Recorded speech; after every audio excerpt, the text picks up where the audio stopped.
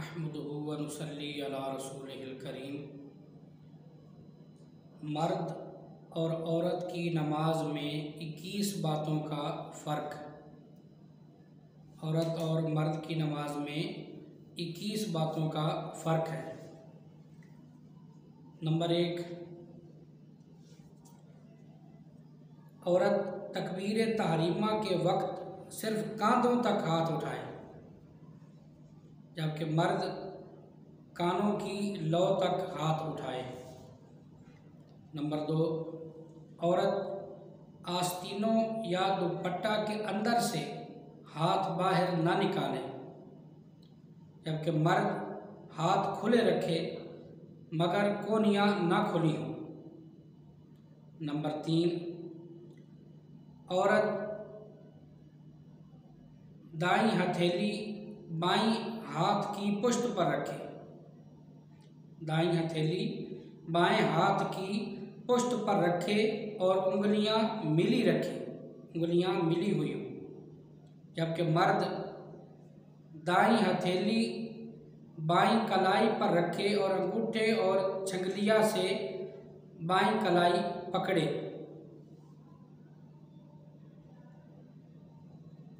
इस तरह छंगलिया ये छोटी उंगली और अंगूठा इससे दायरा बनाए और 3 उंगलियां ऊपर हों।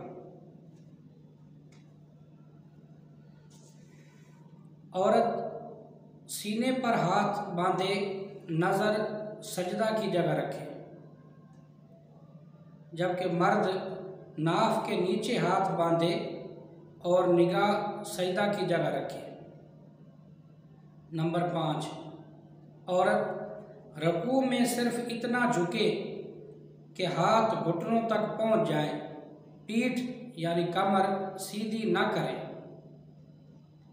जबकि मर्द रुकू में इतना झुके कि पीठ बिल्कुल सीधी रहे, सर पीठ के बराबर ना ऊंचा ना नीचा, सर और कमर बिल्कुल बराबर हो। नंबर 6, औरत रुकू में हाथों पर सहारा ना दे,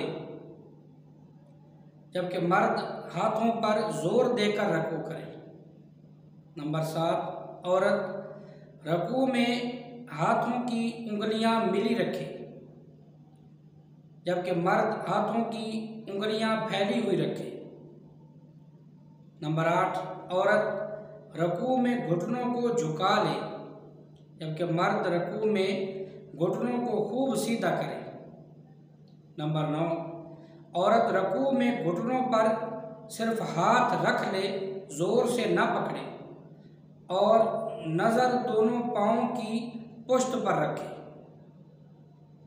जबकि मर्द रुकू में घुटनों को जोर से पकड़े और नज़र दोनों कदमों की पुष्ट पर रखे। नंबर 10, औरत रुकू में सिमटी रहे, जबकि मर्द रुकू में कुशादा रहे। नंबर 11, औरत सजदे में बगलें सिमटी रखे और पाँव बाहर निकाल कर बाजू करवटों से और पेट रान से और रान पिंडलियों से और पिंडलियाँ ज़मीन से मिलाए, जबकि मर्द सजदा में दोनों पाँवों की उंगलियों पर इतना जोर दे कि उंगलियां टेढ़ी होकर किबला रुख हो जाए और हर हिस्सा बदन को कुशादा रखे। नंबर 12, औरत सजदे में दोनों हाथ कोहनियों तक बिछा दे, जबकि मर्द सजदा में हथेलियां ज़मीन पर बिछी हों और बगलें खुली हों। हथेलियां ज़मीन पर हों, बाजू का कोई हिस्सा वो सजदा में ज़मीन पर नहीं होगा। नंबर 13, औरत कादा में दोनों पाँव बाहर निकाल कर सुरीन पर बैठे, जबकि मर्द कादा में दाना पाँव खड़ा बायां पाँव बिछा कर बैठे। और अगर कोई इस तरह कादा में दाना पाँव खड़ा ना रख सके किसी वजह से, किसी बीमारी की वजह से, वज़न ज़्यादा हो, मोटापे की वजह से, तो हर्ज नहीं, क्योंकि दायां पाँव खड़ा रखना जो है वो मुस्तहब है। नंबर 14, कादा और जलसा में हाथों की उंगलियां मिली रखे औरत, और मर्द कादा और जलसा में हाथों की उंगलियां कुशादा रखे।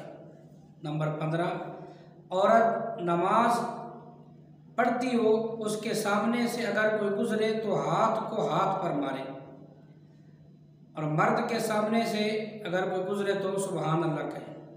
नंबर 16, औरत मर्द की इमामत नहीं कर सकती, जबकि मर्द औरत की इमामत कर सकता है। नंबर 17, औरत की जमात मकरूह तहरीमी है, जबकि मर्द के लिए जमात सुन्नत मुअक्कदा करीब वाजिब है। मर्द के लिए जमात से नमाज पढ़ना सुन्नत मुअक्कदा है, और उसमें ताकीद इतनी है कि वाजिब के करीब है।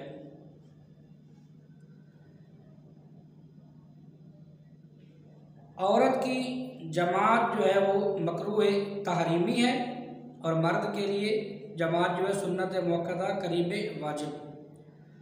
और नंबर 18, औरत की जमात अगरचे मकरूह तहरीमी है, फिर भी अगर जमात करवाए तो इमाम औरत बीच में खड़ी हो, सफ़ के दरमियान में खड़ी हो, जबकि मर्द इमामत करवाते हुए सफ़ के आगे खड़ा हो।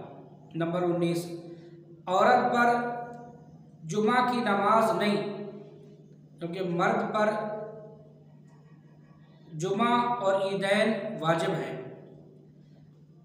औरत पर जुमा और ईदैन की नमाज नहीं है, जबकि मर्द पर जुमा और ईदैन वाजिब हैं। औरत के लिए नमाज फ़ज्र अंधेरे में मुस्तहब है। नंबर 20, औरत के लिए नमाज फ़ज्र अंधेरे में मुस्तहब है, जबकि मर्द के लिए उजाला होने के बाद नमाज फ़ज्र पढ़ना मुस्तहब है। लेकिन ये ज़रूरी नहीं कि औरत जो है वो ज़्यादा जल्दी ही नमाज़ पढ़ ले, अगर ताख़ीर भी हो जाए तो वक्त खड़ा हो नमाज का तो नमाज पढ़ सकती है।